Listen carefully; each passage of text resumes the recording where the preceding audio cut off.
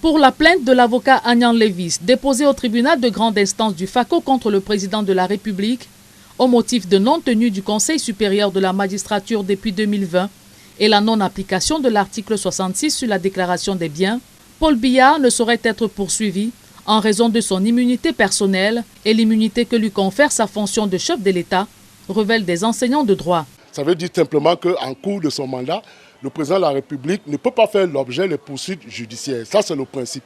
Mais exceptionnellement, c'est une justiciabilité qui est très encadrée et limitée sur le plan pénal.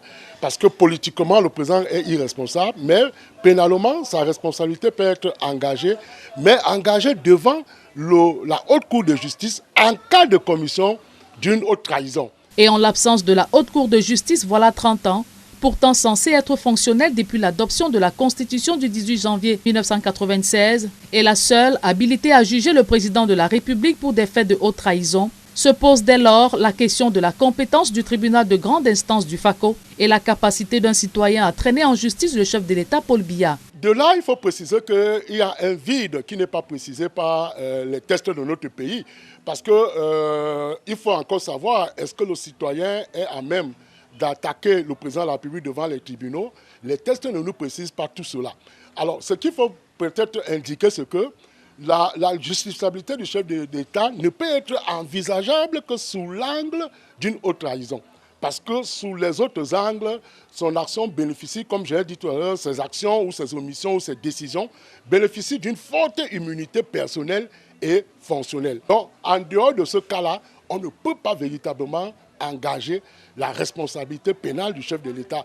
Et quant à la capacité du magistrat à juger le président de la République, cela n'est nullement possible en contexte camerounais, même si existait la haute cour de justice en raison du principe de séparation des pouvoirs et non dans les faits, souligne l'enseignant de droit. On vous dit que le président de la République nomme et révoque les magistrats.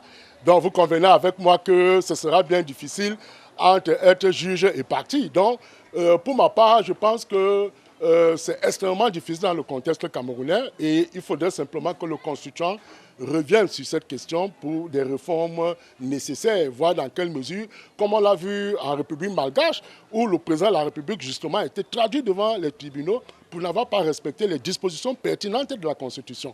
En clair, résume l'enseignant de droit Luson et Somba, la plainte de l'avocat Agnan Lévis prospérerait difficilement devant les juges du tribunal de grande instance du FACO.